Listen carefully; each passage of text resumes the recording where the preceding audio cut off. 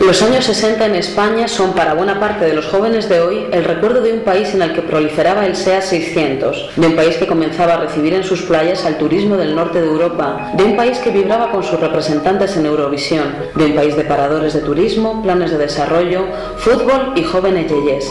Pero ese país era un espejismo, porque al otro lado estaba la España real. Sus pueblos y ciudades formaban parte de una realidad empobrecida y reprimida. Había pasado casi un cuarto de siglo desde el final de la Guerra Civil y 2 décadas desde el final de la Segunda Guerra Mundial, y Franco mantenía una dictadura de hierro. España era un país sojuzgado, en el que los derechos humanos proclamados por la UNESCO en su declaración de 1948 eran sistemáticamente violados. Un país en el que no existían las libertades que desde 1945 disfrutaban los ciudadanos de la mayor parte de los países europeos, ni de reunión, ni de expresión, ni de información, ni de organización política o sindical. Todo era delito y su ejercicio estaba no solo prohibido, sino castigado con largas penas de cárcel, y existía la pena de muerte.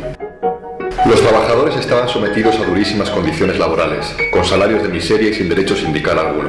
La inmigración a Alemania, a Francia, a Bélgica, cuando no a países de América del Sur, se extendía como una mancha de aceite. Al final de la década, más de 3 millones de ciudadanos españoles habían abandonado el país en busca de mejores horizontes.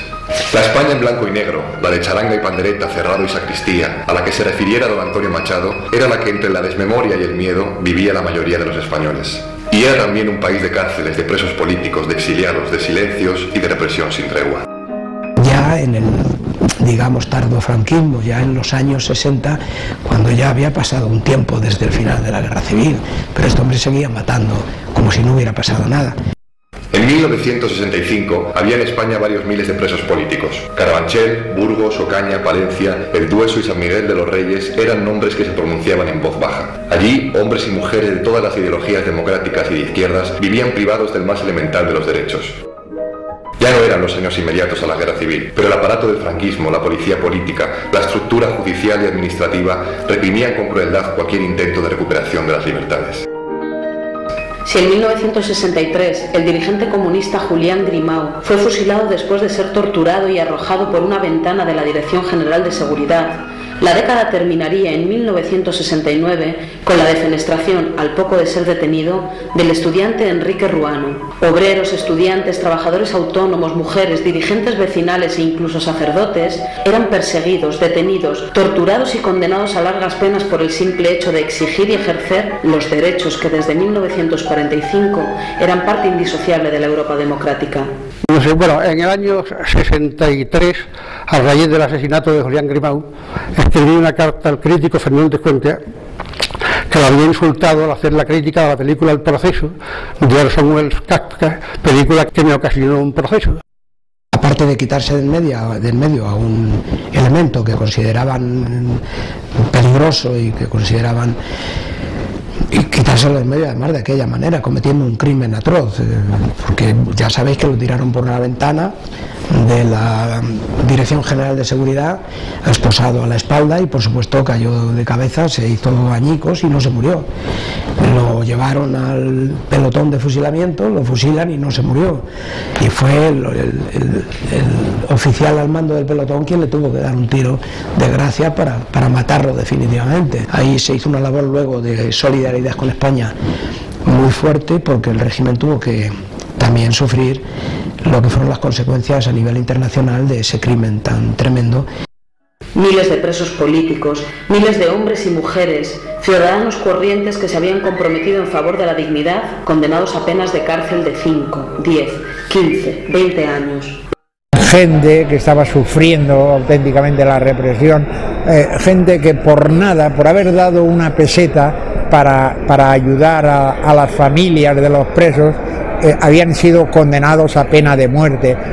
Un inmenso colectivo que tenía que sobrevivir con dignidad aún en las peores condiciones posibles. Mientras Europa construía su estado del bienestar, los presos políticos españoles sufrían vejaciones, frío, comida escasa, aislamiento, miedo y alejamiento de sus familias. En aquellos momentos la alimentación era bastante mala, entonces era necesario aunar todas nuestras fuerzas desde el punto de vista económico para que ningún preso estuviese aislado. Ya te digo que éramos como una gran orquesta y nadie quería desafinar del conjunto colectivo durante el día, porque nos nutríamos uno de la dignidad de los otros y nos manteníamos bien, pero luego había problemas personales tremendas. Cuando veías tú a un hombre paseando solo por el patio, no es que estuviera arrepentido de nada, era un hombre que se había entregado, no, es que ese día había comunicado con la familia. Yo lo que recuerdo peor es la incomunicación. Una vez estuve incomunicado 78 días y en ese tiempo en celda de incomunicación. Y como ahí no nos dan papel ni lápiz ni nada parecido, pasé el tiempo haciendo sonetos de memoria. Después se publicó con el título de Versos de un tiempo sombrío. Entró el médico, me dijo: ¿cómo está Álvarez? Y yo le dije: pues del pozo en que desciendo cada día no conozco la cima, sé que es honda, pero no sé hasta el punto de que esconda el sueño del que no despertaría. Y que era el soneto que estaba haciendo en ese momento. El hombre se quedó muy preocupado y hizo que me trasladaran a la enfermería. Los presos, que no eran héroes, sí eran la parte más consciente, no solo de las cárceles, sino de toda la sociedad española. Mantenían una relación fraternal entre ellos. La camaradería, el compañerismo, el estudio, la formación política y la educación eran recursos imprescindibles para sobrevivir en el interior de las cárceles y para mantener la moral frente a la dictadura y frente a sus carceleros. En la calle, las familias de los presos vivían situaciones extremadamente difíciles, vigiladas por la policía política, con condiciones económicas precarias e incomprendidas por una parte de la sociedad, eran el apoyo fundamental de los reclusos.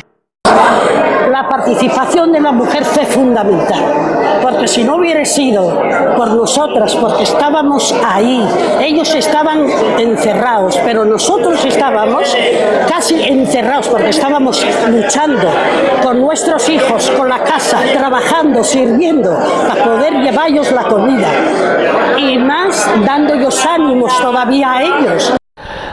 Yo creo que no se apondera lo suficiente a la mujer española, que ha evitado que los campos de concentración fueran las cárceles españolas fueran los campos de concentración. Visitaban a los presos, ayudaban al mantenimiento de los colectivos que nacían en las cárceles, intentaban mantener alta su moral, alentar la esperanza en un futuro democrático y mejorar su calidad de vida. Nuestras mujeres, nuestras madres, nuestras esposas, no solo en el terreno del sacrificio, en el terreno de la organización, porque ellas no solo sufrían llevándonos la comida o la ropa o lo que pudieran, pero es que esas mujeres luego se organizaban, que es interesante, se organizaban y creaban comités de amnistía, que llegaron hasta el mismo Pardo a llevar petición de solidaridad para los presos y de amnistía para los presos. Es decir, ellas eran una especie de puente entre nuestras cárceles y el mundo. Así, de manera informal pero organizada, presos y familiares fueron tejiendo una red de apoyos. En 1965, en la cárcel de Burgos, la que sería calificada por los propios presos como la Universidad Antifranquista, empezó a gestarse el núcleo matriz de la Asociación de Expresos y Represaliados Políticos Antifranquistas. Un nuevo núcleo de resistencia, pero también de solidaridad, que nacería de la mano del Partido del Antifranquismo, es decir, del Partido Comunista de España. En 1966, los primeros militantes recién excarcelados intentaron presentar a la Dirección General de Seguridad el acta de legalización de la asociación. Lo hicieron en 3 ocasiones. No solo no fue admitida, sino que la persona que acudió a solicitarla fue detenida. A partir de ese núcleo fueron creciendo por doquier los autodenominados grupos de solidaridad que poco a poco se convertirían en un instrumento más de la lucha por la libertad y la democracia. Era la solidaridad moral, el apoyo económico, era el pulso de la calle y del exterior para los presos. Y también, en la medida en que era posible, para la opinión pública a un lado y otro de la frontera. Y he ido, desde luego, a todos aquellos sitios donde se tuviera que ir. Y esos sitios, pues ha salir fuera de España a denunciar lo que era la dictadura franquista. Todas esas redes funcionaron muy bien y fueron un apoyo incondicional tremendo, y un aliento para los presos. Recibíamos postales de todas partes del mundo cuando llegaban las Navidades o llegaban fechas importantes, y nosotros hacíamos postales, que algunas conservo. Pero los presos y detenidos tenían que defenderse ante los tribunales militares o ante el temido Tribunal de Orden Público, en el que entre 1964 y 1976 se incoaron casi 22.000 sumarios y se condenó a decenas de miles de demócratas. Para organizar su defensa, los grupos de solidaridad se relacionaban con el muy precario tejido político clandestino, así como con una amplia red de apoyos integrada por ciudadanos anónimos y sectores progresistas. También con las comunidades cristianas de base de los barrios, con la Hermandad Obrera de la Acción Católica o con la Juventud Obrera Católica. Pero la solidaridad tuvo unos protagonistas destacados: los abogados antifranquistas y su red de despachos. La labor de esos abogados fue decisiva para lograr un trato más humano en las cárceles. Los nombres de María Luisa Suárez, Jaime Sartorius, Antonio Rato, Cristina Almeida o Francisca Sauquillo son hoy inseparables de la memoria de quienes fueron presos políticos y de sus familias. A mí me defendió siempre el mismo, en los 3 juicios que tuve, en los 2 juicios de orden público y en el Consejo de Guerra, me defendió Amandino Rodríguez Armada. Ahora, en el Consejo de Guerra, concretamente, sé que la defensa la preparó Antonio Rato, que fue además testigo. Quien iba a verme a la cárcel desde el principio fue María Luisa Suárez y Pepe Jiménez de Parga, gente magnífica. Se ofrecían inclusive ahí a las cárceles a llevarnos, ¿sabes?, cuando estaban fuera de Madrid. Pero por encima de cualquier otro apoyo estuvo el trabajo sin tregua de las mujeres, compañeras y esposas de los reclusos, las llamadas mujeres de presos, que acabarían forjando el movimiento democrático de mujeres. El movimiento democrático de mujeres surge pues a través de la ligazón, y digo ligazón o el contacto que teníamos con el Partido Comunista de España. La razón está clarísima. ¿Por qué tenía que luchar la mujer? Por tener los mismos derechos que había tenido cuando vino la República y lo reconquistamos. ¿Cómo? Con la lucha. Todo ese tejido de solidaridad y apoyo fue determinante en la década de los 70 para abrir paso a la libertad y la democracia. En la primera mitad de la década de los 70, la oposición al régimen se intensificó. La ilegalización de comisiones obreras en 1967, el proceso de Burgos en el invierno de 1970, las luchas de trabajadores y estudiantes y la irrupción en la lucha antifranquista de los curas obreros, para quienes el gobierno franquista creó la prisión de Zamora, eran una muestra clara de la agitación que vivía el país. Estas contiendas impulsaron una movilización de la opinión pública internacional que iría agrietando las columnas del régimen. Año 72, que estábamos en plena huelgas también, y que ahí también nos hicieron represalias hacia nuestros trabajadores, nos destinaban a destinos separados, cerraban el taller, ahí peleábamos con la Guardia Civil a torriñazos. Había incluso una unidad de acción de comisiones UGT y CNT, que yo recuerden, eran los sindicatos que estaban entonces un poco de clase, bastante, ¿no? Casi más que ahora. Coincidir en la lucha solidaria. Tú estás en huelga, nosotros te apoyamos y estamos en huelga también. O sea que ahora no se da eso. Fuera convocado para defender derechos, ahí estábamos. La reacción del aparato franquista fue brutal. Al aumento de la movilización, Franco respondía con más represión.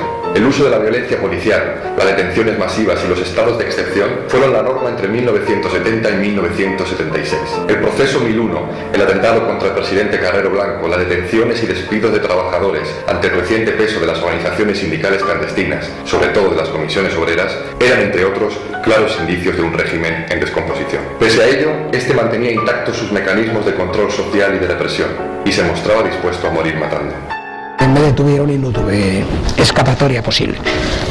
Me llevaron a la Dirección General de Seguridad y bueno, pues ahí se había recrudecido mucho la represión y la dureza del régimen y naturalmente pues se había puesto en marcha otra vez las torturas más refinadas de la político-social y ahí pasamos unos días un tanto tumultuosos, ¿no? Yo estuve las 72 horas esposado, prácticamente sin comer y de pie todo el tiempo para hacer esas 72 horas más largas que eran entonces la policía político-social. A uno se le caía una baba blanca por aquí cuando me torturaba, el Alconesa sobre todo, se le hinchaba esta vena y sentías verdadera repugnancia. Después te creces, pues le tienes una conciencia forjada pues a base de la lucha.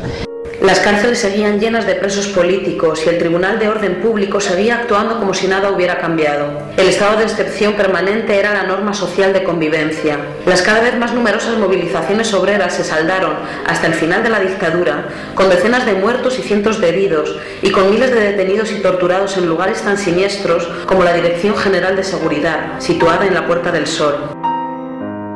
Agoté allí todo el tiempo. Cuando ya sabían que no me podían sacar nada, me colgaron de la ventana, me dijeron que por ahí habían tirado a Julián Grimao y que naturalmente que me iban a tirar. Y efectivamente me colgaron, me cogieron de los pies y me tuvieron, yo pensé que caía allí de cabeza. La pena de muerte se siguió aplicando hasta el final del franquismo. José Humberto Baena, José Luis Sánchez Bravo, Ramón García Sanz, Juan Paredes Manot, Chiqui y Ángel Otaegui, todos ellos militantes antifranquistas, fueron en septiembre de 1975 los últimos ejecutados. El dictador murió tras firmar sus sentencias de muerte. Aquellos asesinatos quedaron grabados en la conciencia colectiva gracias a la canción Al alba, de Luis Eduardo Aute. En 1975, un país europeo como España tenía en las cárceles entre 1.500 y 3.000 personas condenadas por motivos políticos. Tras la muerte de Franco, Arias Navarro, como presidente del gobierno, decidió prolongar la vigencia del régimen con un simulacro de democracia tutelada. Pero la movilización social y las grandes huelgas del invierno de 1976 dieron al traste con las intenciones del gobierno continuista. Recuerdo muchas manifestaciones por la amnistía, por las huelgas, por los derechos, por la educación. Recuerdo ahí peleas fuertes también, concentraciones fuertes de trabajadores, de estudiantes. La amnistía se convirtió en el eje de todas las reivindicaciones políticas. Suárez sucedió a Arias Navarro en julio de 1976 y las exigencias democráticas fueron desbordando las costuras de la legislación y del aparato franquista. En diciembre de 1976, Adolfo Suárez convocó el referéndum por la reforma política, que contó con la oposición de la izquierda llamando a la abstención y con la convocatoria el 12 de noviembre a una huelga general. Aprobado el referéndum, se inauguró un tiempo distinto, una nueva etapa histórica marcada por una política de pactos y negociaciones que llevaría al desmantelamiento del régimen. La Junta Democrática, que apostaba por la ruptura, y la Plataforma Democrática de perfil más reformista, forjaron una acción unitaria que, gracias a la movilización de millones de ciudadanos, acabaría construyendo, aun con insuficiencias y limitaciones, las bases de la España democrática que encarnaría la Constitución de 1978.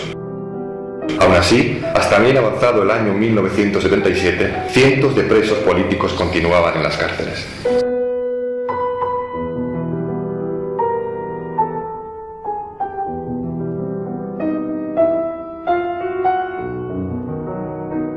Las luchas colectivas de aquellos meses hicieron posible lo inevitable. La España de 1977 vivió la pugna entre el continuismo y la ruptura democrática. La exigencia fundamental en manifestaciones, huelgas y movilizaciones sindicales o vecinales era la amnistía. Pero en los primeros meses de aquel año, las fuerzas que venían del franquismo intentaron abortar el proceso democrático. El aumento de la violencia de la policía o de grupos parapoliciales fascistas en la calle, con los asesinatos de Mariluz Nájera o Arturo González en sendas manifestaciones celebradas en Madrid, y el asesinato de los abogados laboralistas del despacho de comisiones obreras en la calle Atocha, llenaron de sangre y de incertidumbre el frágil proceso político en marcha. Fue un mazazo tremendo y efectivamente aquello puso en tensión a todo el mundo. Estuvimos en una situación pues de casi volver a la más rigurosa clandestinidad. Inmediatamente nos reunimos fuera de los locales. Finalmente decidimos hacer el entierro con todas las consecuencias. Se llevaron a las salesas y naturalmente se convocó al entierro a todo el mundo. Y fue esa prueba que perseguíamos.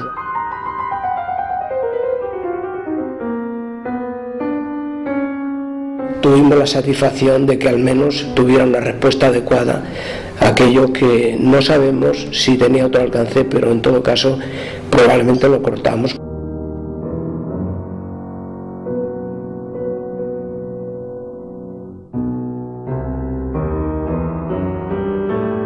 Legalizados la mayor parte de los partidos políticos de la izquierda, quedaba pendiente el gran escollo para que el proceso de reforma pudiera seguir adelante: la legalización de los comunistas. A escasos 3 meses de las primeras elecciones democráticas, un sábado 9 de abril de 1977, durante el conocido Sábado Santo Rojo, fue legalizado el Partido Comunista de España. Más tarde, un 27 de abril, Comisiones Obreras. El proceso se cerraría el 6 de mayo, con la legalización de la histórica CNT. Las calles se llenaron de coches con banderas colgadas y el martillo, y naturalmente empezamos a preparar un montón de actos y cambiar el chip de rigurosamente clandestinos a un partido legal que tiene que actuar como tal. Estaba en la cama, malo con un catarrazo de mil diablos, y me levanté, cogí una cámara que tenía y me fui a la calle. Hombre, fue una alegría inmensa. Con la alegría que todos lo vivimos. Yo creo que no solamente los comunistas, sino las personas que desde luego eran también antifascistas. Aquel hecho sería decisivo en el proceso democrático. No solo fueron convocadas las primeras elecciones libres tras 40 años de dictadura, sino que se abrió la compuerta para la reconciliación y el retorno de los exiliados. Dolores Ibarro y Pasionaria, Rafael Alberti y Rosa Chacel, entre otros muchos, fueron convirtiéndose en parte del paisaje de una España que miraba ahora sí a la democracia. Para los expresos políticos se inauguraba una nueva etapa, la posibilidad de normalizar su situación y conquistar su ansiada legalidad, y tocaba al mismo tiempo reincorporarse a la vida personal y colectiva. Cuando entras en la cárcel, estás un año aproximadamente soñando con la calle. Llega el año y se produce un corte radical, y ya empiezas a soñar también con tu vida cotidiana de la cárcel, lo cual aumenta la condena, porque sales de la cárcel y empiezas a soñar con la cárcel durante otro año seguido, y no hay manera de borrar esos sueños hasta que llega más o menos otra vez ese año y las vivencias de fuera van venciendo a las de dentro y empiezas a soñar otra vez con tu vida cotidiana.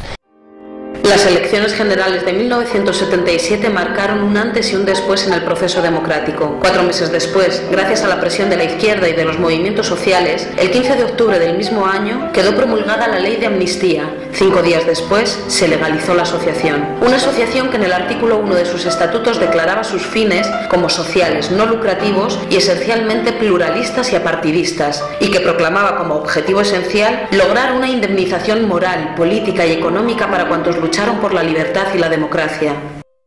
La valoración de la ley de amnistía que se dio en un primer momento era como muy restringida.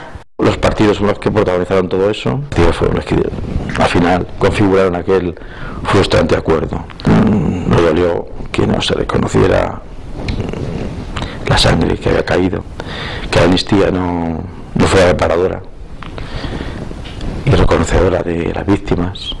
La situación de los partidos políticos fue demasiado moderada. De los partidos políticos que habían combatido, porque el PSOE la verdad es que combatir no es una cosa que hubiera hecho durante mucho tiempo, ¿no? El Partido Comunista, que era el que luchaba, perdió agresividad, perdió combatividad. Siempre creímos que el silencio es enemigo de la vida. Por la dirección de la Asociación de Expresos y Represaliados Políticos pasarían Narciso González Chicho, Vicente Perangón, Gregorio Ortiz, Pedro Vicente. Fue en 1990 cuando Gervasio Puerta accedió a la presidencia hasta prácticamente nuestros días. En la actualidad, Luis Pérez Lara ostenta el cargo de presidente. También hubo y hay personajes anónimos o no tan conocidos que se dejaron lo mejor de sí mismos en su construcción y consolidación. Dentro de una larga lista cabe recordar a Manuel García González Otones, Gabriel Aguilera, a Ángeles García Madrid, Matías Esteban, Angustias Martínez, Ramiro Fuente, Machado. La asociación se convirtió en un instrumento más para la construcción de la democracia, en una parte esencial del tejido de la sociedad civil y en un instrumento de lucha contra el olvido. Esto era luchar por todos los intereses de la gente que estaba asociada y por los que no estaban asociados. Cada paso en la dirección de reparar el honor y la dignidad de los presos y de las víctimas tropezaba con la falta de voluntad política de los partidos mayoritarios, lo que limitaba el contenido de fondo de la propia ley de amnistía. Solo faltaba la acción conspirativa de una parte del ejército, alentada por la presión del terrorismo de ETA y la permanente campaña de la extrema derecha, para crear las condiciones del intento de golpe de Estado del 23F. Pese a ello, en los últimos años de la década de los 70, la asociación ya legal tuvo una actividad intensa. A la presencia nacional se añadió una actividad internacional creciente.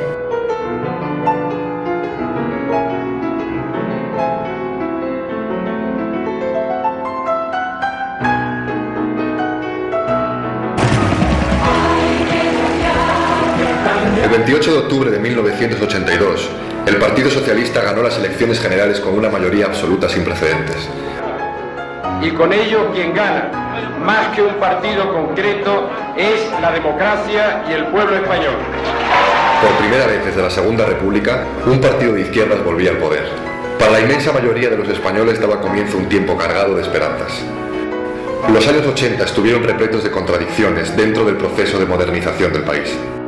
El 18 de julio de 1986, coincidiendo con el 50 aniversario del golpe de Estado que inició la Guerra Civil, el Gobierno aprobó una declaración institucional claramente insuficiente para las exigencias del amplio colectivo de víctimas del franquismo. Miraba al futuro, pero intentaba enterrar la memoria histórica de la República y de la lucha antifranquista. Por ello, la Asociación de Expresos y Represaliados Políticos encontró, en su exigencia de reparación y en su demanda de justicia, un obstáculo de índole político y moral. El gobierno socialista, con la justificación de la mirada al futuro y conectando con el miedo al retroceso de una parte de la sociedad, fue desatendiendo la necesidad de mantener y potenciar, tal y como ocurrió en países como Francia, Italia o Alemania, la memoria del antifascismo. En general, la izquierda fue cobarde, creo. Visto desde ahora me lo parece. No sabemos si realmente podríamos haber hecho algo más, no lo sé. Se hizo lo que se pudo hacer, lo que el maldito y horrible gran dinero del mundo nos dejó hacer. Así se fue consolidando lo que en derecho internacional humanitario se conoce como el modelo español de impunidad.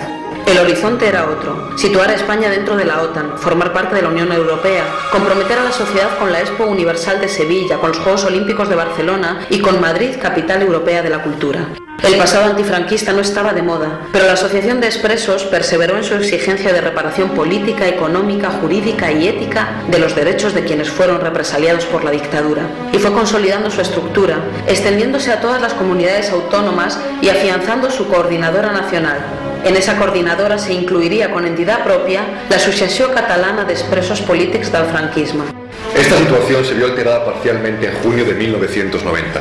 La aprobación de los presupuestos generales para ese mismo año incluyó una disposición adicional que abría la posibilidad de reclamar una indemnización por tiempos de prisión.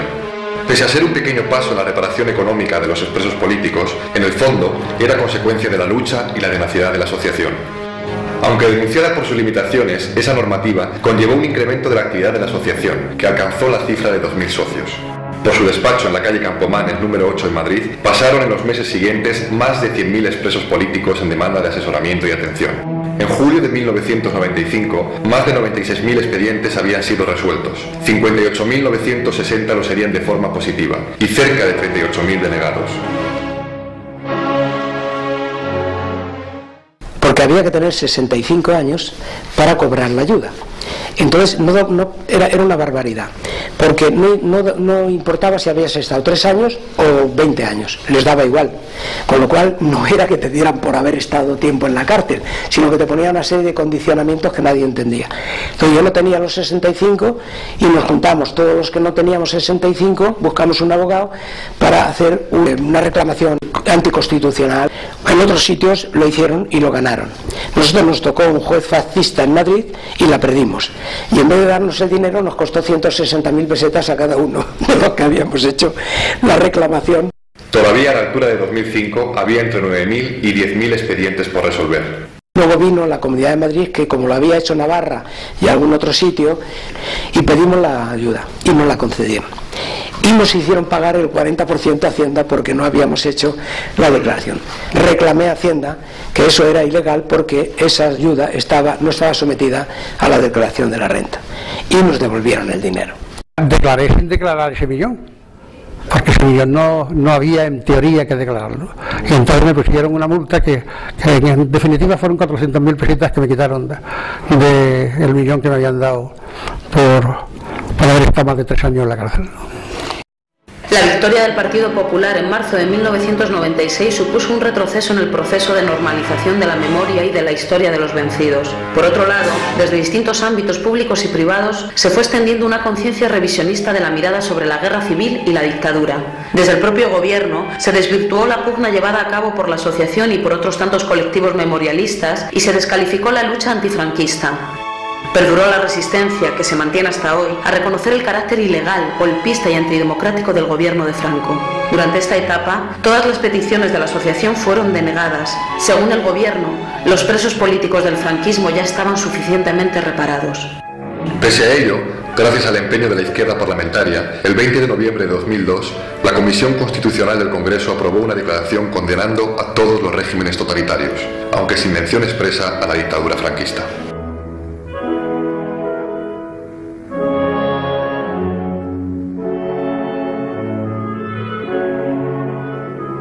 A la altura de 2004, la asociación se movía en unas condiciones cada vez más precarias. La avanzada edad de sus miembros y la falta de ayudas institucionales la situaban al borde de la desaparición.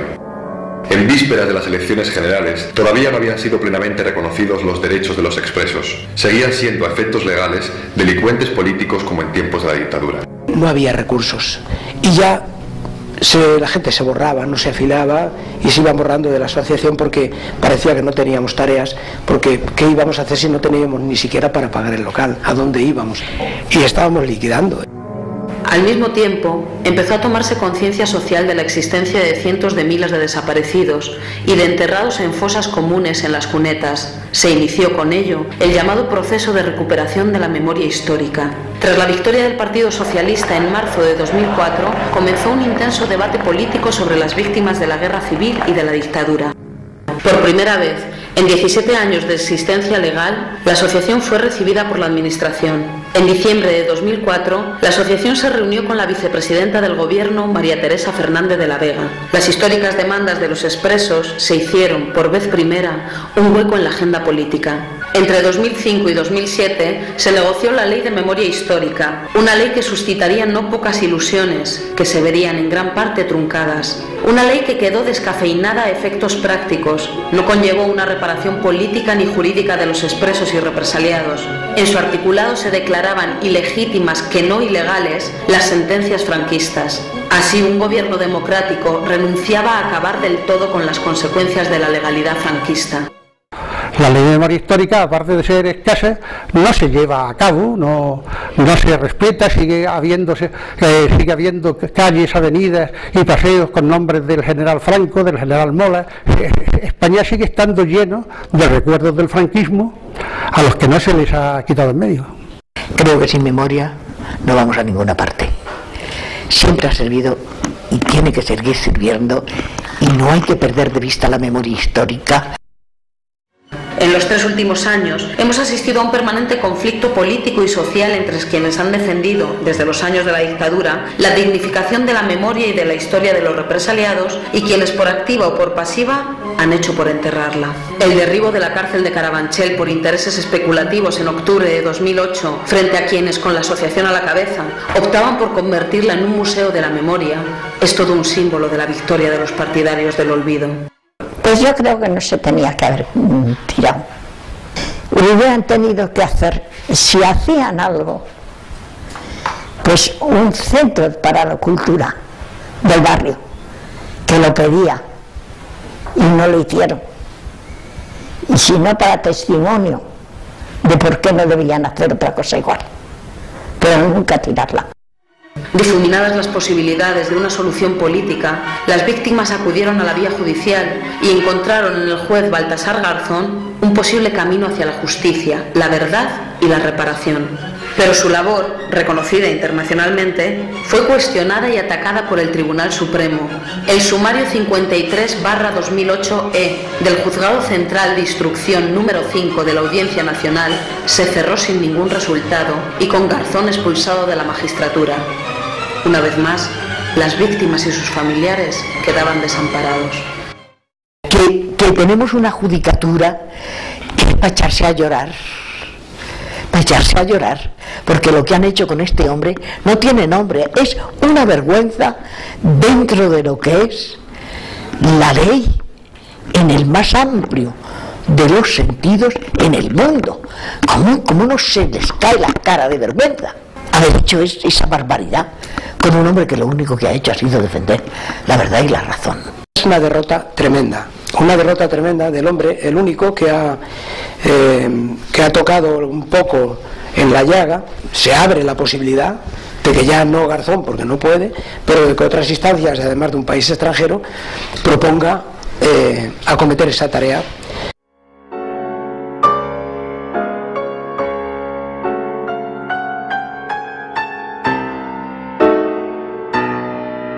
El 20 de noviembre de 2011, el Partido Popular ganó las elecciones por mayoría absoluta.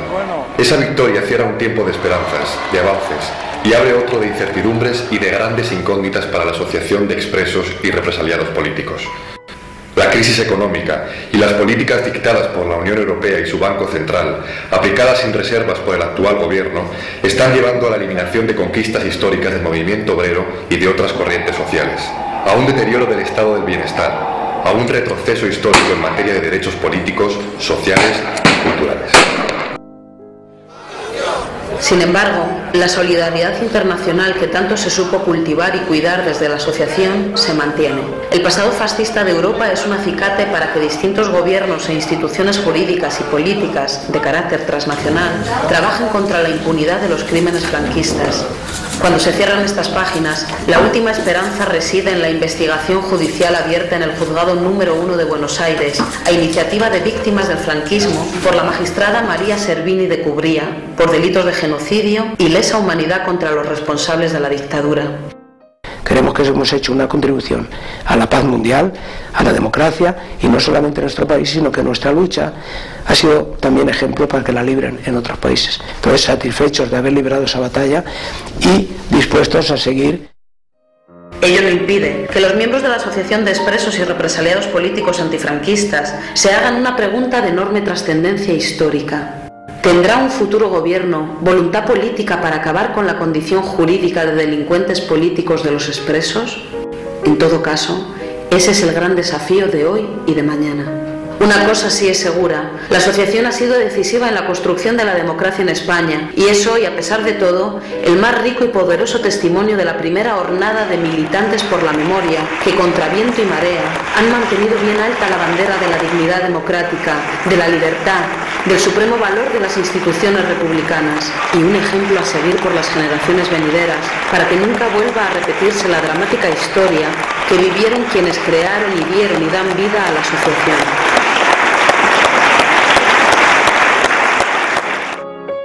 Mientras no se haga justicia, no se acaba esto.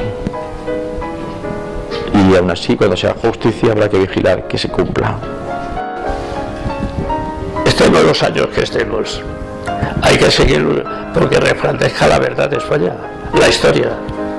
Contra la injusticia hay que seguir luchando siempre. Porque pobre del pueblo que olvida su historia.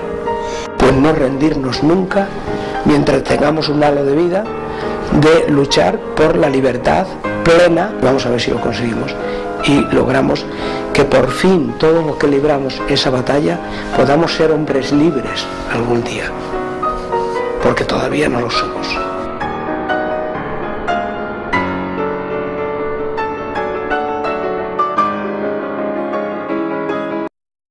Haremos el camino en un mismo trazado, uniendo nuestros hombros para así levantar a aquellos que cayeron gritando libertad. Habrá un día entre todos al levantar la vista, veremos una tierra que ponga libertad. Sonarán las campanas desde los campanarios y los campos desiertos volverán a granar unas espigas altas dispuestas para el pan, para un pan que